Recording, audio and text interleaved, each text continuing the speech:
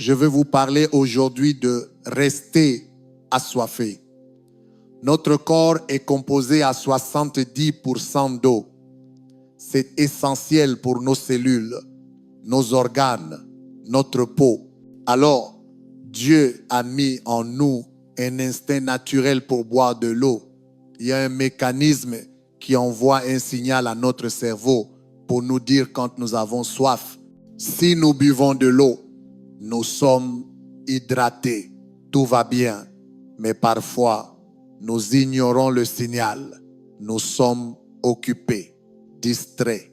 Si ce signal est réprimé assez longtemps, le corps cesse de l'envoyer, passe en mode survie, pensant que l'eau est rare, et il s'adapte à l'environnement, commence à conserver l'eau. Un expert de renom a dit que la plupart de ses clients sont chroniquement déshydratés. Quand il leur demande pourquoi ils ne boivent pas d'eau, la réponse courante est « je n'ai pas soif ». Je crois que le naturel reflète le spirituel. Dieu nous a créés pour avoir soif. Il a mis des rêves dans nos cœurs. Il nous a donné des objectifs à poursuivre. Même quand nous traversons des difficultés, quelque chose nous dit que nous devons surmonter. Mais après avoir vécu des déceptions, quand ça prend plus de temps que prévu, qu'on n'a pas eu la promotion, que la pandémie a bouleversé les choses, il est facile de perdre cette soif. Nous étions passionnés par le fait de nous remettre en forme, de lancer notre entreprise, de rencontrer la bonne personne. Mais nous avons essuyé des revers.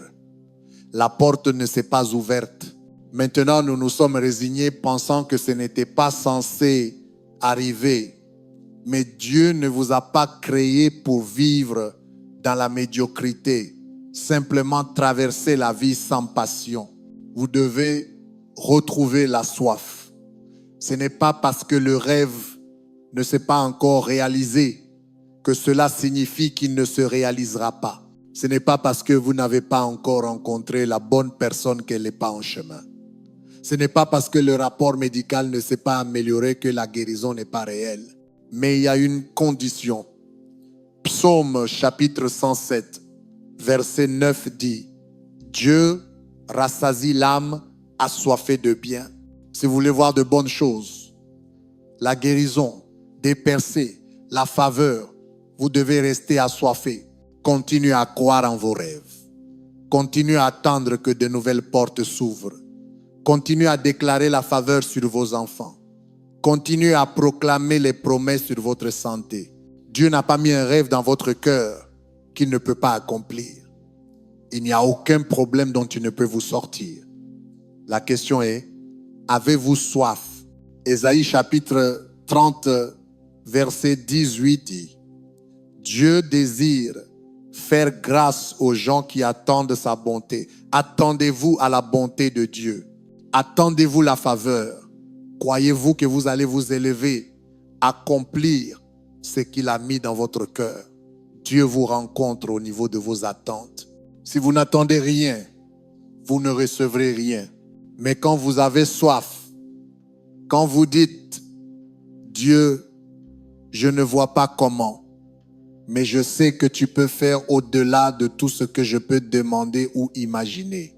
Le rapport médical n'est pas bon, mais je sais que tu es Jéhovah Rapha, le Seigneur qui guérit. Mon entreprise est lente, mais je n'abandonne pas mes rêves. Je sais que tu es mon pourvoyeur. Tu fais jaillir des rivières dans le désert. Mon enfant s'est égaré, rien ne change, mais je ne suis pas influencé par ce que je vois. Je sais qu'en ce qui me concerne, ma maison et moi servirons l'Éternel. Vous n'avez pas à comprendre comment cela va se passer. Vous devez juste croire. Dieu ne rassasie pas l'âme pleine de doute, l'âme négative, l'âme passive. Il rassasie l'âme assoiffée de bien. Mais je me demande combien d'entre nous sont chroniquement déshydratés. Nous avons réprimé la soif si longtemps qu'elle a disparu. Et maintenant, notre pensée s'est adaptée à notre environnement. Nous avons abaissé nos attentes, édulcoré nos rêves, pensant, c'est pas ce que je voulais, mais bon, c'est déjà pas mal, au moins je m'en sors. Le déjà pas mal n'est pas votre destinée. Dieu a mis la grandeur en vous. Il a un avenir extraordinaire en réserve. Mais l'un des pièges préférés de l'ennemi est d'endormir votre soif, de vous tromper pour que vous ne vouliez plus, que vous ne croyiez plus à la guérison, que vous ne poursuiviez plus vos rêves, que vous ne vous attendiez plus à rencontrer la bonne personne. S'il peut vous convaincre de traverser la vie sans soif, sans passion, sans zèle, pensant que vos meilleurs jours sont derrière vous, il vous empêchera d'accomplir votre destinée. Ne tombez pas dans ce piège. Ayez soif à nouveau. Recommencez à rêver. Recommencez à croire. Recommencez à espérer. Gabriel Lumière, j'ai essayé une fois et ça n'a pas marché. Réessayez. Le rapport médical dit que je ne guérirai pas. Il y a un autre rapport. Il dit que Dieu restaure votre santé. C'est ce qu'ont fait Marissa et Robin. J'aime leur histoire. Leur jeune fils Christian a été diagnostiqué avec un cancer de stade 4 qui s'était propagé dans tout son corps. Ils étaient dévastés. Robin a dit que lorsqu'il a entendu le diagnostic, c'était comme si tout l'air avait quitté la pièce. Il avait l'impression de ne plus pouvoir respirer. D'un point de vue médical, ce n'était pas bon. Ils auraient pu s'effondrer, sombrer dans la dépression. Ils avaient 1000 raisons de réprimer ce en quoi ils croyaient. Mais ils ont compris ce principe. Ils sont restés assoiffés. Quand ils auraient pu se plaindre, parler de la gravité de la situation, ils chantaient des louanges. Nous verrons la victoire. L'arme a peu être été formée, mais bonne nouvelle, elle ne prospérera pas. Il ne parlait pas de la taille du problème. Il parlait de la grandeur de notre Dieu. Quand vous avez soif, des anges se mettent au travail. Quand vous avez soif, des miracles sont mis en mouvement. Quand vous avez soif, Dieu fait des choses que vous ne pouvez pas accomplir par vous-même. Christian a suivi le traitement. 10 semaines plus tard, vous connaissez l'histoire. Les médecins leur ont dit qu'ils ne comprenaient pas, qu'ils ne pouvaient pas l'expliquer, mais qu'il n'y avait plus de cancer dans le corps de Christian. Dieu a le dernier mot. Ma question est, avez-vous soif ou avez-vous laissé les circonstances étouffer votre foi? Qui vous a dit que vous ne pouviez pas guérir? Qui vous a dit que votre entreprise ne pouvait pas réussir? Qui vous a dit que vous aviez atteint vos limites, que c'était aussi bon que ça le serait? Ne laissez pas les autres endormir votre soif. Ne laissez pas ce que vous voyez vous détourner de ce que Dieu vous a promis. Ne laissez pas le temps vous faire abandonner le rêve qu'il a mis dans votre cœur. Ne laissez pas les erreurs que vous avez commises vous convaincre de vivre condamné, sans passion. Récupérez votre soif, ravivez votre feu. Dieu est toujours sur le trône. Il n'a pas changé d'avis à propos de ce qu'il vous a promis. Dieu n'abandonne pas les rêves.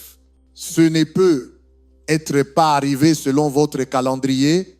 Il y a peu être eu des déceptions, des revers, mais cela n'a pas arrêté la promesse. L'ennemi aimerait vous convaincre de vivre déshydraté, sans attente, sans espoir.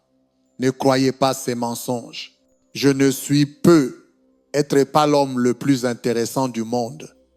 Mais je vous le dis, restez assoiffés, mes amis. 2 Rois 3. Le peuple de Juda s'est aventuré dans le désert pour combattre une armée ennemie. Ils ne se sont pas rendus compte que tous les ruisseaux étaient asséchés. Jour après jour, ils n'avaient pas d'eau pour eux-mêmes, ni pour leurs animaux. Ils étaient épuisés de soif. Le 7e jour, ils campaient dans une vallée où il ne pleuvait jamais. Le pire endroit pour manquer d'eau. Il semblait être une cible facile pour l'ennemi qui approchait. Le prophète Élisée est arrivé et leur a dit de creuser des fossés dans toute la vallée pour se préparer à l'eau qui allait venir. Vous penseriez qu'il serait enthousiaste. Excellente nouvelle. Élisée a dit que l'eau arrivait. Mais j'imagine qu'à ce stade, ils étaient tous déshydratés.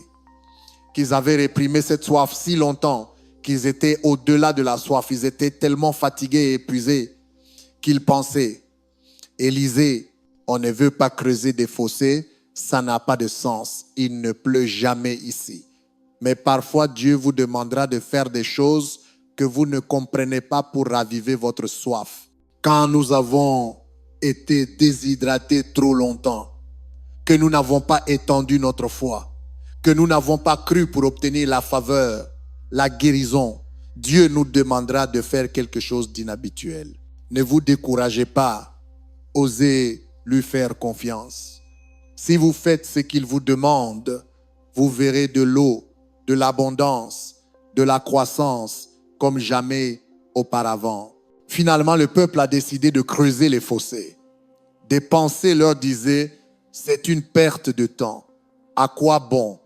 Mais ils ont continué à creuser. Jésus a dit, celui qui a faim et soif de justice sera rassasié. Remarquez le principe. Il faut avoir soif avant que Dieu ne vous remplisse. Ils devaient creuser les fossés par la foi avant que l'eau n'arrive. Par leurs actions, ils disaient, Dieu, nous avons soif. Oui, nous sommes dans un désert, mais nous croyons que tu peux amener de l'eau. Nous ne voyons pas comment, mais nous croyons que tu peux encore ouvrir un chemin. Dieu aurait pu leur envoyer de l'eau sans qu'ils aient à creuser de fossés. Il aurait pu le faire malgré leur déshydratation, leurs doutes, leur négativité. Comment cela pourrait-il arriver? Mais Dieu dit, si tu as soif, je te montrerai de bonnes choses. Si tu as soif, je te remplirai d'eau, de santé, d'abondance. Quand tu es sans eau depuis des jours, comme ce peuple que tu n'as pas vu de percer depuis longtemps, que les difficultés ne changent pas, que les rêves ne se réalisent pas, il est facile de devenir engourdi, chroniquement déshydraté. Nous sommes dans une vallée, nous avons besoin d'eau, de guérison, de restauration, mais nous ne creusons aucun fossé. Nous ne croyons plus à nos rêves. Nous ne déclarons plus la faveur sur nos finances. Nous ne proclamons plus la santé sur nos corps. Nous ne faisons plus de pas vers nos objectifs. Vous devez retrouver votre soif. Et voici un principe clé. La quantité de fossés que vous creusez détermine combien Dieu va remplir. La seule chose qui limite Dieu, c'est notre capacité à recevoir. Si vous avez une petite vision, vous verrez une petite faveur. Si vous croyez seulement pour survivre à cette année, vous allez la traverser difficilement. Pourquoi ne pas creuser plus de fossés? Pourquoi ne pas avoir plus soif? Dieu, je crois non seulement pour traverser cette année, je crois pour l'abondance, pour une année bénie, productive, remplie de faveurs. Je n'apprends pas à vivre avec cette maladie. Je crois pour une guérison complète, pour la victoire totale, que je courais sans me lasser. Oui, j'ai eu des revers. La vie m'a surpris, mais je ne vis pas déshydraté. J'ai encore soif. Je crois que ce que l'ennemi a voulu pour mon mal, Dieu le transforme en bien. Que mes jours à venir seront meilleurs que mes jours passés. Que Dieu me fait passer de gloire en gloire. Ne creusez pas un petit fossé.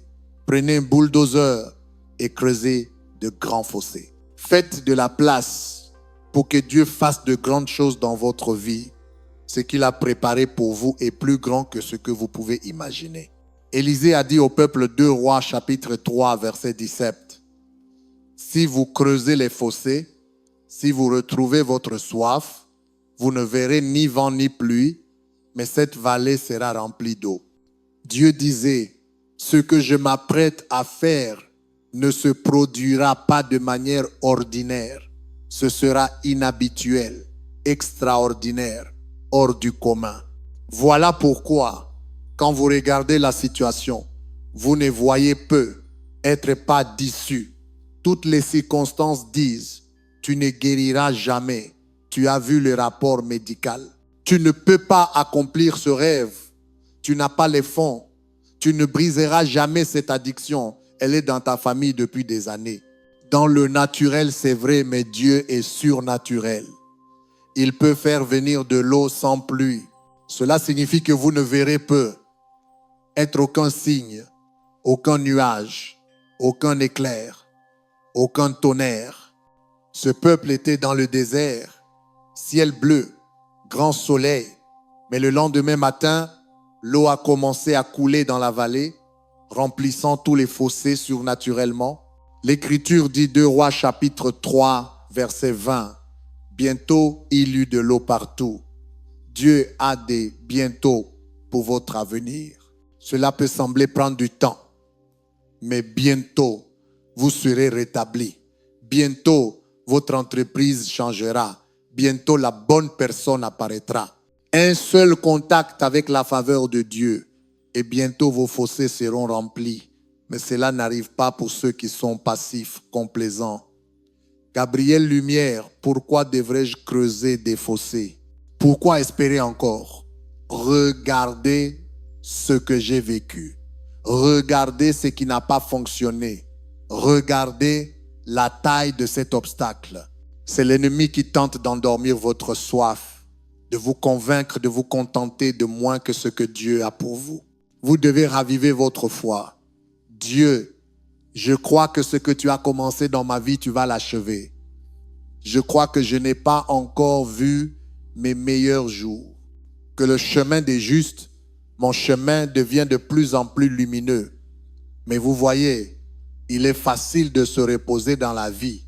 C'est facile de penser, Dieu a été bon pour moi, je suis reconnaissant, je suis content. C'est bien, mais Dieu n'en a pas fini avec vous. Vous avez vu sa bénédiction, sa faveur sur votre vie, mais vous n'avez encore rien vu. Dieu n'accomplit jamais ses plus grandes victoires dans votre passé. Elles sont toujours dans votre avenir. Et oui, c'est important de vivre dans la reconnaissance. Je suis reconnaissant pour l'endroit où Dieu m'a placé. Je le remercie chaque jour pour ses bénédictions et sa faveur, mais je ne suis pas satisfait de rester là où je suis. Vous n'avez pas été créé pour atteindre un seul niveau et rester bloqué dans votre attitude, votre carrière, vos relations ou votre marche avec Dieu. Restez assoiffé. Dieu a de nouvelles montagnes à vous faire gravir, de nouvelles amitiés, de nouveaux niveaux d'influence, de faveur, de leadership. C'est bien d'être reconnaissant pour ce que Dieu a déjà fait, mais vous ne pouvez pas mettre votre foi en pause. Vous devez continuer à grandir, à vous étirer, à poursuivre en sachant qu'il y a encore plus à venir. Frank Lloyd Wright était un architecte de renommée mondiale. Il a conçu certains des bâtiments les plus magnifiques et les plus emblématiques. Vers la fin de sa carrière, un journaliste lui a demandé, parmi tous les bâtiments que vous avez conçus, lequel est votre préféré? Sans hésiter, il a répondu, le prochain. Il avait connu tout le succès du monde, mais il avait encore soif. Il savait que ses meilleures créations étaient encore devant lui. Ne laissez pas le succès de votre passé vous empêcher de tendre vers la plénitude de votre destinée. Il y avait une petite grenouille qui vivait au fond d'un puits. Elle était heureuse. Chaque jour, elle jouait dans l'eau, elle éclaboussait, elle s'amusait, elle pensait qu'elle avait toute l'eau du monde.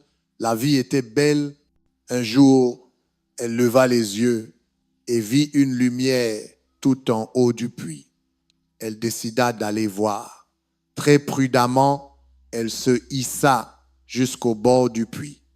À sa grande surprise, elle aperçut un étang. Elle n'en croyait pas ses yeux. Elle n'avait jamais vu autant d'eau. Elle sauta un peu plus loin et vit un lac. Elle était stupéfaite. Elle continua encore et arriva à l'océan. Elle regarda aussi loin qu'elle pouvait et vit des kilomètres et des kilomètres d'eau. Elle qui pensait avoir toute l'eau du monde. En réalité, elle n'avait qu'une goutte dans un seau comparé à ce que Dieu avait en réserve. Comme cette petite grenouille, il est facile d'être satisfait dans notre petit puits. Nous sommes contents. Dieu a été bon avec nous. Nous n'avons pas de plainte. Mais puis-je vous dire, il y a tellement plus. Dieu a des océans de faveur, des océans de grâce, des océans de nouvelles opportunités. Comment allez-vous y entrer? Restez assoiffés. Soyez reconnaissants pour l'endroit où vous êtes. Et en même temps, exercez votre foi pour les nouveautés que Dieu a préparées pour votre avenir. Bien souvent, notre pensée est limitée par l'environnement dans lequel nous avons grandi. Comment nous avons été élevés, ce que nos parents avaient, les amis que nous fréquentons. On peut s'habituer à une vision limitée, au manque, aux dépendances, à la dysfonction. C'est tout ce qu'on a vu. Mais pourquoi ne pas sortir de ce puits? Pourquoi ne pas regarder au-delà du bord et découvrir certaines des nouvelles choses que Dieu veut faire? Et si vous découvriez, comme cette petite grenouille, que vous étiez bien trop facilement satisfait, que vous aviez perdu votre soif parce que vous aviez arrêté d'étirer votre foi, arrêté de croire que vous pouviez vous élever, surmonter ce qui vous retient, ma prière est, Dieu, rends-nous assoiffés à nouveau, assoiffés de te connaître davantage, assoiffés de sortir des dépendances, de la médiocrité, assoiffés d'établir de nouveaux standards, d'aller là où personne dans notre famille n'est encore allé, d'accomplir tout ce pourquoi tu nous as créés. Mon père était pasteur d'une église dans les années 1950 et tout allait bien. L'église grandissait. Elle venait de construire un nouveau sanctuaire. Il siégeait au conseil d'administration de sa dénomination. En apparence, la vie était bonne. Il était satisfait. Mais au fond de lui, quelque chose lui disait qu'il y avait plus. Il prêchait ce qu'il avait appris au séminaire. Il donnait de bons messages, mais il ressentait un manque intérieur, une soif de quelque chose de plus. Dans les Écritures, Gédéon dit à un ange, « Si Dieu est avec nous, où sont tous les miracles ?» Mon père se sentait ainsi. Si Dieu est avec nous, où est la puissance? Où est la faveur? Où est la victoire? Cette agitation dans son esprit, c'était une soif pour quelque chose de plus grand que ce qu'il voyait. Il aurait pu réprimer cela, se dire, je suis satisfait, j'ai du succès, Dieu a été bon avec moi. Mais quand vous ressentez une agitation dans votre cœur, un malaise, c'est Dieu qui vous parle. C'est Dieu qui vous dit, il y a plus en réserve. Il y a quelque chose de plus grand à accomplir. Ne refoulez pas cela. Ne l'ignorez pas en pensant, je ne veux pas me dépasser. Je suis bien comme ça. Si vous faites cela trop longtemps, vous allez anesthésier votre soif. Elle disparaîtra. C'est pourquoi certaines personnes vivent en dessous de leur potentiel. Ma sœur Lisa est née à cette époque. Elle souffrait d'une forme de paralysie cérébrale. Mon père avait été enseigné que la guérison appartenait au passé, que cela ne se produisait que dans les temps bibliques. Il est allé dans un hôtel au centre-ville pendant plusieurs jours pour être seul. Il a raconté comment il a enlevé ses lunettes dénominationnelles et qu'il a lu les Écritures comme si c'était la première fois. Il a vu comment Jésus allait de ville en ville guérissant les malades, comment il a expérimenté la puissance du Saint-Esprit, comment il n'y a jamais eu un temps de miracles, mais qu'il y a un Dieu des miracles. Ils ont prié pour Lisa. Cela ne s'est pas fait du jour au lendemain, mais elle s'est améliorée progressivement. Et aujourd'hui, elle est parfaitement normale. Tout le monde n'a pas compris le nouveau message de mon père, ce message de foi et de victoire. Cela ne correspondait pas à leur cadre dénominationnel. Mon père a dû quitter cette église.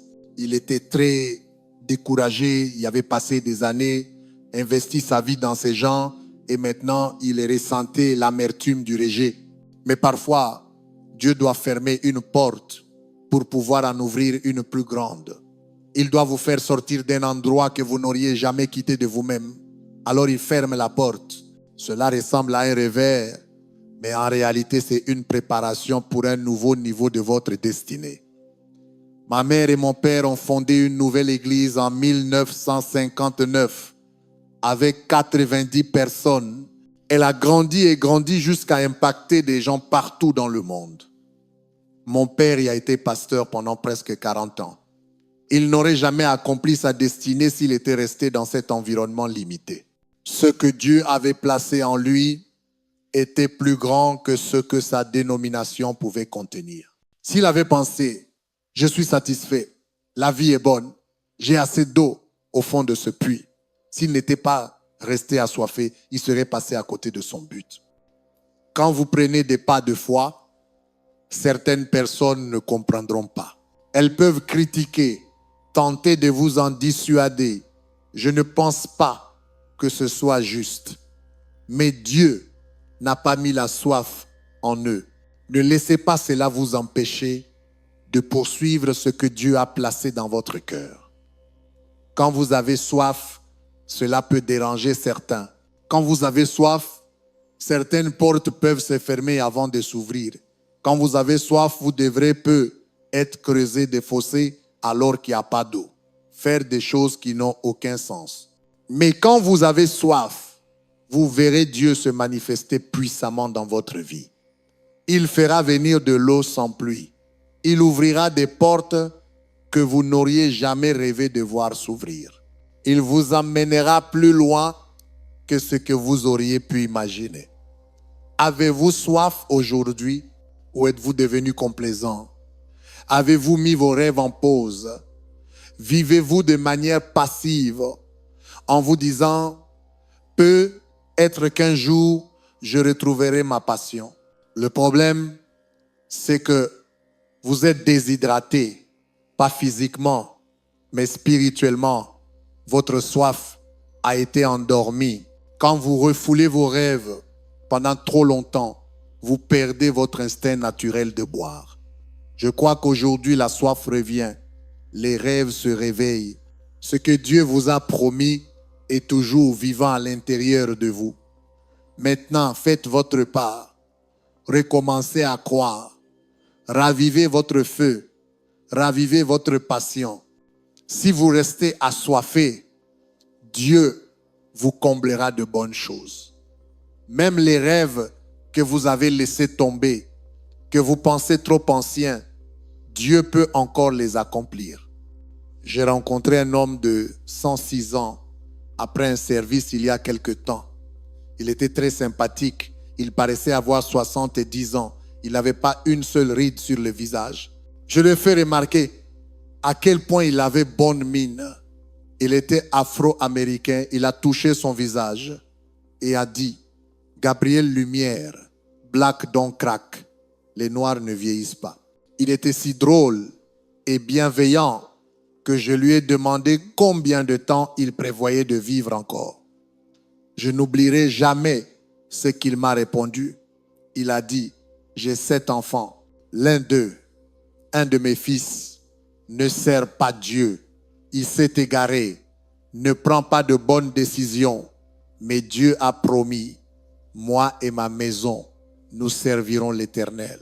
Et je ne mourrai pas tant que je ne l'aurai pas vu revenir sur le bon chemin.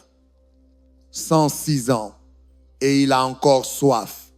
Il attend encore que Dieu accomplisse ses promesses. Il aurait pu penser, 6 sur 7 de mes enfants vont bien, c'est pas mal. Je suis satisfait. j'ai vécu longtemps, c'est suffisant. Non. N'édulcorez pas ce que Dieu vous a promis. Restez passionné. Continuez à croire pour accomplir pleinement votre destinée. C'est ce que Caleb a fait dans les Écritures. Il avait 40 ans quand lui et Josué ont exploré le pays promis. Ils étaient les 2 seuls espions sur les 12 à apporter un rapport positif. Ils ont dit à Moïse, nous pouvons prendre ces pays, allons-y tout de suite. Les autres espions ont dit à Moïse, le peuple est trop fort. Il y a des géants dans ce pays. Cette parole s'est répandue dans tout le camp. Rapidement, les 2 millions d'Israélites furent découragés. Ils n'ont jamais vu le pays promis. Caleb aurait pu vivre amer. Ce n'était pas de sa faute. Il avait la foi, mais les autres l'avaient empêché d'entrer. Mais 45 ans plus tard, Caleb avait 85 ans et les enfants de ces Israélites étaient sur le point d'entrer dans le pays promis. Vous penseriez que Caleb serait à la retraite, vieux, fatigué.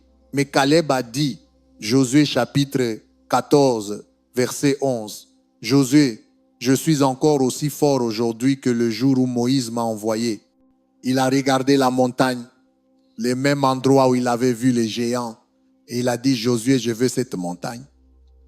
Josué aurait pu lui dire, Caleb, il y a encore des géants là-bas. Tu es trop vieux. Laisse-moi te donner un autre endroit. Mais Caleb a dit, non, Josué, j'ai encore soif. Je crois toujours que ce que Dieu m'a promis se réalisera.